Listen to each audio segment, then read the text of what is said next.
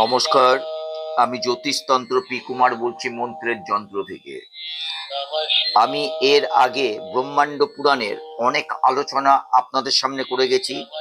আমি আজও ব্রহ্মাণ্ড পুরাণ নিয়ে আলোচনা করছি, কিন্তু এই ব্রহ্মাণ্ড পুরাণ নিয়ে আলোচনা করার আগে আপনারা যদি সাবস্ক্রাইব, শেয়ার এবং লাইক করেন, তাহলে এই অজানা পুরাণ, অজানা কথা অনেক মানুষের হাতে পৌঁছে যায়, তারাও কিন্তু জানতে পারেন এই অজানা পুরাণের কথা।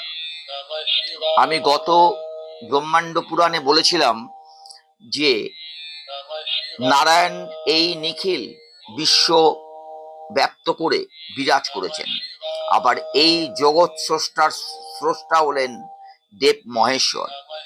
কিন্তু সৃষ্টিকালে সব কিছু সৃষ্টি করেন এবং প্রলয় সময় সবকিছুই পুনরায়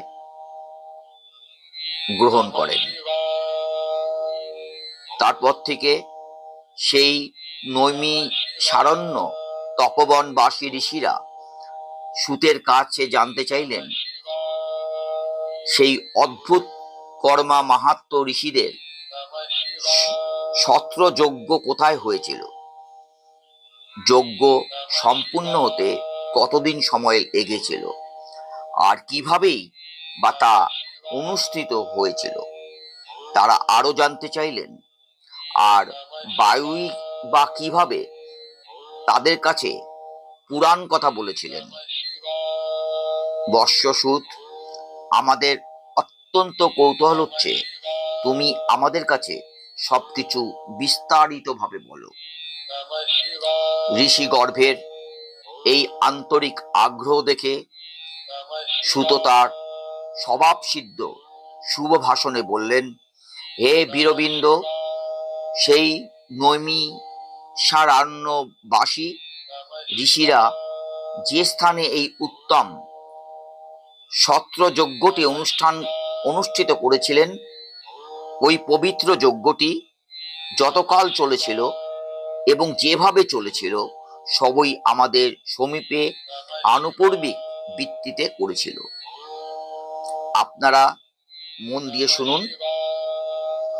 পুরাণকালে যে স্থলে বিশ্ব সৃষ্টির কামনায় বহু বৎসর ধরে বিশ্ব স্রষ্টারা পুণ্য সত্র যজ্ঞের অনুষ্ঠান করেছিলেন, সেই স্থলে ইলার পতিত্ব ও স্বামিত্ব লাভ হয়েছিল।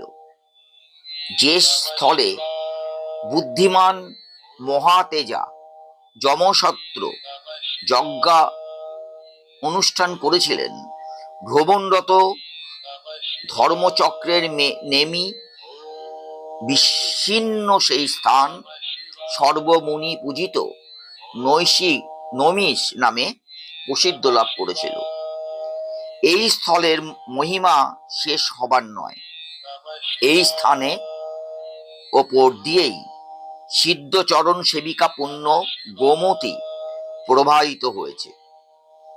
রোহিণী এখানেই মহাত্মা বশিষ্ঠের জ্যেষ্ঠপুত্র সোমাকৃত শোকত্রীকে প্রসব করেছিলেন। এখানেই অরুন্ধতির গর্ভে থেকে বশিষ্ঠের মহাতেজস্বী 100 পুত্রের জন্ম হয়েছিল। এখানেই দাঁড়িয়েই বশিষ্ঠ তনয় শকত্রী রাজা কলম্বস বাদকে অভিশাপ দিয়েছিলেন। এখানেই বিশ্বামিত্র এবং বশিষ্ঠের চরম বিরোধ উপস্থিত হয়েছিল। শুধু তাই নয়, এখানেই অদৃশ্য তীর্ণ গর্ভে পরাশর মুনি জন্মগ্রহণ করেন এবং তার জন্মের ফলে বশিষ্ঠের পরাভব অপগত হয়েছিল। হে ঋষিবৃন্দ, পুরাকালে সেই অঞ্চলটি ব্রহ্মবাদী নৈমিষের নামে পরিচয় লাভ করেন। এই স্থানে সেই সকল ধীমান ঋষিদের যজ্ঞ 12 বৎসর ধরে অনুষ্ঠিত হয়েছিল। ওই সময় প্রবল পরাক্রান্ত রাজা পুরুরা বসুন্ধরা শাসন করেছিলেন। তার ধন তৃষ্ণা ছিল অত্যন্ত বেশি। তিনি অষ্টাদশ দ্বীপ ভোগ করেও ধনরত্নের প্রতি লোভ সংবরণ করতে পারেননি। সেই লোভবশত তিনি বিন্দু মাত্র পরিতৃপ্ত হতে পারেননি।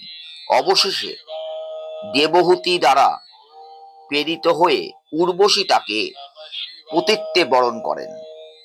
এইভাবেই তাকে ধনলিস্যার কবল থেকে মুক্ত করার প্রচেষ্টা করা হয়। আর কুরুরবা উর্বশী রূপে মুগ্ধ হয়ে তার সাথে মিলিত হলেন। সাময়িকভাবে তার লক্ষ্য পরিবর্তিত হলো। বৈবাহিক জীবন প্রবেশ করেন। কুরুবা একটি ছত্রযজ্ঞের আয়োজন করেছিলেন।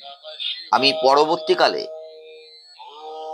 আবার ব্রহ্মাণ্ড পুরাণ নিয়ে আলোচনা করব। নমস্কার।